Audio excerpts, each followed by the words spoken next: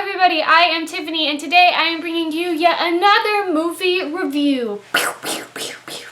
This, once again, is another movie that one of you guys recommended to me, and I will admit, I had never ever seen this movie, which is really sad, especially since you can look at the title and know which movie I am indeed reviewing. Let's go ahead and get into it. The movie I am reviewing today is Goodfellas. Oh, yes. Considered one of the best movies of all time, and let me tell you, it did not disappoint. This movie kept me on the edge of my seat throughout the entire thing. My heart was just pounding. I just did not know what was going to happen next. I laughed at parts, I was terrified at parts, and I can say as of right now, this is my favorite gangster type movie. Goodfellas was one that definitely captivated me a ton, and I'm so happy that I finally saw it. So thank you for recommending it to me and getting me to sit down and watch it finally. And if you haven't done it, then you should too, so you can be in the same bandwagon as me now, saying Goodfellas is great, because it's really good. It's fantastic. For those of you who want statistics, this movie has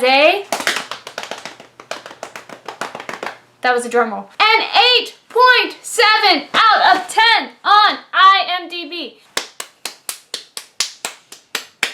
You know how hard that is to get on Imdb? The highest rating is a 9.2, and that goes to Shawshank Redemption. Goodfellas is up there. It's on Imdb's top 250 movies at number 17. For those of you who have no idea what it's about, it follows a character by the name Henry Hill. It basically goes through his life as a gangster. That's the basic summary of it, and that's really all you should know. I went into it knowing it was a gangster movie, no idea what it was about. And that truly is the best way to see it. So go and watch it. It has such an amazing cast. Has your classic Martin Scorsese actors, Robert De Niro, Joe Pesci. Love Joe Pesci in this film. This is my favorite performance of his that I've seen to date. Ray Liotta, also fantastic. Just so great. Fantastic performances all around. It is a decently long movie. It's about 2 hours, 24 minutes. Not as long as some of Martin Scorsese's other movies. The Irishman at 3 hours plus. It doesn't feel like 2 hours, 24 minutes. It feels way shorter than that. I was just having so much fun with it. Even though it's very dark, you won't be bored with this movie. That's really all I can tell you without spoiling you, so I suggest you go and watch this movie yourself, especially if you haven't seen it yet. Then come back here and let me know what you thought of the movie, and we can discuss all the spoilery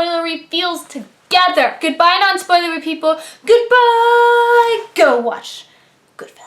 From the moment it started, it just captivated me instantly. I don't know if it was Ray Liotta's voiceover, but it was just interesting already. I think the very opening line is something along the lines of, all my life I knew I wanted to be a gangster. And I think what was really good is that even though the tone is very dark, it kind of set this up in this fast-paced, lighter style. It wasn't light, don't get me wrong, there was violence going on, but you were following a kid. And all of a sudden there are these people who were backing him up. When people were telling him he needed to go to school, he needed to do this, he needed to do that, he just went to them and all of a sudden it was just taken care of. One of the very first opening scenes where they brutally beat that one guy, oh my god, that was painful. I think I literally just went, oh my god, out loud. They set the fast-paced aspect of it, even though the movie itself is not short, it's long, but it's fast-paced at the same time. It covers a lot of ground in the amount of time allotted, and it set up how violent it's gonna be. And it puts you on this weird, I'm entertained, but I'm on edge vibe. You start off getting to know Ray Liotta, his introduction to Paul Cicero, who is the head who everybody goes to. I like just how strong Paul Cicero was. Paul Sorvino did such a great job of maintaining his power, even though he doesn't do much. I don't believe you see a lot of violence from Paul Cicero himself, but he's the head, and you know not to mess with this dude. And it gets very scary later on where Henry Hill is going behind his back by selling drugs and getting into the drug ordeal. And that was an interesting aspect to me too, just seeing how this guy had very strong feelings against drugs and how it can mess people up, and guess what it did? It brought Henry Hill down. But his performance made that whole situation heightened, because even though Paul Cicero isn't consistently seen in every single scene of this movie, you're still scared when you see Henry Hill doing stuff behind his back, because you know what Paul can do. No one messes with him and no one goes behind his back without him finding out. And once he does find out, you're dead. Joe Pesci was so great in this film. It was so interesting watching this back because I had seen The Irishman and I had seen this performance by Joe Pesci where he's this very Paul Cicero type like character where you don't see him doing the violence as much. He doesn't show a lot of emotion, really. He's one of the top dogs. He gives the word and you're gone. I went from seeing seeing that and seeing him in Goodfellas and realizing as a younger actor, he actually played the hotheads, and he does that so well. The most iconic scene, of course, as we all know, is that scene they're all hanging out and all of a sudden Joe Pesci just turns it and goes, "What's so funny? You think that's funny?" Or something along those lines. And that scene, knowing the context of it, made it so much more intense, and it's so much more fun watching it knowing that this was completely improv. I don't know if you guys know that or not, but this was something that was not scripted. Ray Liotta's reaction is quite genuine because he doesn't know what the heck is going on. Joe Pesci, this by far for me was his best performance that I've seen. He's always given great performances, but for me this was the one that just stuck out for me, and I'm pretty sure stuck out for a lot of other people because this movie is so heavily acclaimed. And it was interesting seeing his character arc. His character itself, I feel like, didn't really completely change. He never calmed down, but that's what ended up getting him in trouble. He ended up playing the character that also put stuff on edge because he didn't know how he was going to be. That moment where he shoots the one kid for saying F you to him, that was crazy. The dude was fine and everyone was joking and having a good time, and then he just pulls out a gun and bam, that's it. But that's what makes Joe Pesci's character so interesting. You didn't know what he was going to do. He was the most unpredictable character in that movie. Where Robert De Niro's character, on the other hand, was the most calculating one, but it was interesting seeing how his character deteriorated into paranoia as he got older. They do such a good job of introducing Robert De Niro as this very suave, very put together guy. He hands out money to people. Everybody loves him. He's such a great guy, but you know he's dangerous because he's the guy that they go to when they need to do a hit. But as he gets older, you see him go from that very suave character to being very paranoid. But at the same time, which is a very interesting aspect of his character, is how loyal he is. For example, when Joe Pesci's character goes off the handle, instead of completely turning against him and just being like, what the heck towards him and not really helping him with any of this, he does. You see Ray Liotta struggle with that. Henry Hill's character, that's his biggest thing that he struggles with. There are multiple moments in this movie where Joe Pesci, Tommy DeVito is his character, ends up killing someone that didn't need to be killed. The biggest moment that this happens is when Joe Pesci's character, Tommy DeVito, kills Billy Batts. And that moment is pivotal. It really develops the characters. One, you see that he's off the handle. It's the first sign that Tommy DeVito is off the handle. Second, you see Robert De Niro's character, James Conway, his loyalty to Tommy. He loved Tommy and had his back. And then you see Ray Liotta's character, Henry Hill, for the first time questioning a decision that one of his best friends did, knowing that this could very well get him in trouble because Billy Batts was a made man and they just broke like mafia code. And James Conway's character just jumps in and says, okay, come on, we gotta help, we gotta bury the body, all of that. I see that constantly throughout the movie. Even though Henry Hill had to cut ties with him and eventually go into the witness protection program, you could still see this loyalty to Henry. Even though it wasn't as strong, of course, to Tommy himself, it still was strong because even though Henry was doing all of the stuff that Paul really wouldn't like with the whole drug ordeal towards the end, James stuck by him and helped him out with it at the end of the day. It was only when finally all of it was exposed and James's neck was on the line that he finally turned on Henry. But that's also the difference, I think, with his character. Conway, when he's younger, you see this blind loyalty to Tommy, where he could have stopped Tommy from all that happening at the end of the day, in all honesty. But the moment that his life is in jeopardy, he takes it into his own hands and makes sure that he is not the one in danger. I just loved his whole character arc. I felt like out of all of them, his was the most interesting and most developed overall. Ray Liotta's character, Henry Hill, still was too, but I feel like you didn't get to see the full payoff necessarily, but it's still really, really good. You saw everything deteriorate with Henry Hill, and then basically him going to the point where he has to go into the witness protection program, and then it ends so you don't really get to see if he transformed really or anything after that. You just saw him keep messing up and spiraling and spiraling and spiraling, where I felt like Robert De Niro's character, out of all of them, really came a full circle in a sense. He just changed very drastically from the moment you met him to the moment at the very end of the movie, where you see him older and in age and more paranoid. I think especially the pivotal point for that is when Tommy dies. He's about to be a made man, but really he's being shot for killing Billy Batts. And I think that is what is the turning point for Conway, where he really starts to be more about himself, even though he once again still helps Henry with this whole drug ordeal. I think that's the true moment that he really started becoming about himself. Now let's talk about Henry Hill's wife, because I had some issues with that whole scenario going on. First of all, you get introduced, they fall in love, the usual. You know it's gonna go bad. In all honesty, I figured that when it starts out really, really good, especially in a movie like this, you see moments of him being violent, you realize it's probably not gonna go that well. Especially after the moment where he beats up the neighbor for trying to get at her. Especially, I think you see that there's gonna be a turn. She sees the violence and she realizes what she's getting into, but it doesn't deter her, and she says even it kind of turned her on. And she knows everything that he's doing at the end of the day. This is what bugs me. One, just seeing her not being able to get out of it was really painful. She was the character I felt the most for. She she loved him and he was cheating on her, she put herself in a precarious position being with him at the same time. If she really tried to run, she probably would be killed. One thing that shocked me watching it is how loyal she was at the end of the day to him. Usually in these type of movies, you can tell me I'm wrong, but they kind of marry in, think they're gonna change, they're gonna stop this stuff, and then they end up not, and then you're thinking, oh my gosh, or maybe they don't even know what they're doing and then they find out later. But in this one, she was very fully aware of what he was doing and gave no inclination of trying to get him to stop being in this whatsoever. She helped him. And I think that's what made me more upset when I saw him cheating on her with other people, because I was thinking, this woman's actually being really loyal to you and she should just get out of this and leave you behind because you're a jerk. But the fact that she's actually been helping you with all of this and you're still going behind her back and cheating, it got me really upset. This girl isn't questioning on anything you do, she just helps you. Even when you were selling drugs and stuff in prison, she smuggled them for you. Granted, she did hold a gun to his face, but granted, she also found out he cheated, so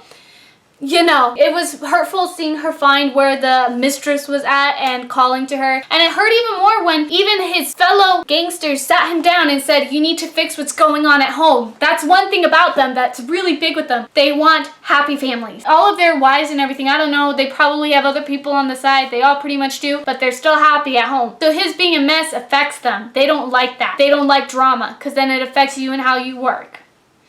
And I was glad to find out once he was in the witness protection program, they split because she needed to get away from him. It was very, very hard to watch and see her deteriorate as well. She was this super bright young woman. She started getting on drugs as well and was just a mess by the end of it. He got mad at her at the end for dumping that cocaine, I believe, down the toilet. And I'm sorry, maybe other people will disagree with me, but he got mad at her saying that was our money and she was saying they would have found it and he's saying no, they wouldn't have.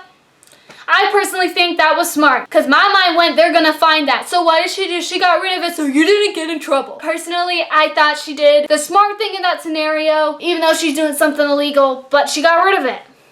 They couldn't find it. That whole sequence in the helicopter was following him was kind of funny, just seeing him so paranoid. Because that's the thing about Ray Liotta's character. He did such a good job, but man, I hated him throughout this film, in all honesty. I did not like him. He started out okay, but I think especially once I saw how he was towards his wife and just thinking he could get away with everything and being cocky, I got annoyed. But in the best way. It was the best type of hate towards a character. You're seeing him deteriorate and you're seeing him be stupid. And you just want to be like, why are you doing this? Like, you had it good. And if you had just kept doing that, you would have been fine. But of course, you decided to reach for higher because you're greedy. This movie is fantastic. I loved it. I loved it so much. That is really all I have to say about this movie, in all honesty. It was super good. Thank you so much again for recommending it to me, one of you guys out there. If you have any other book or movie or TV recommendations that you would like me to review, please leave them in the comments below. I love getting your recommendations. I've gotten a lot and I'm just super excited to dive into them. If you want any updates on anything, please go to tiffanyBooksandMovies.blogspot.com. I just do a little blog there for fun. It keeps you updated on videos that I'm posting, any acting stuff that's going on, and just fun adventure stuff in my life that maybe I don't get to film. Thank you so much for joining me today. Have an awesome day, evening, afternoon, whatever time of the day you're watching this in.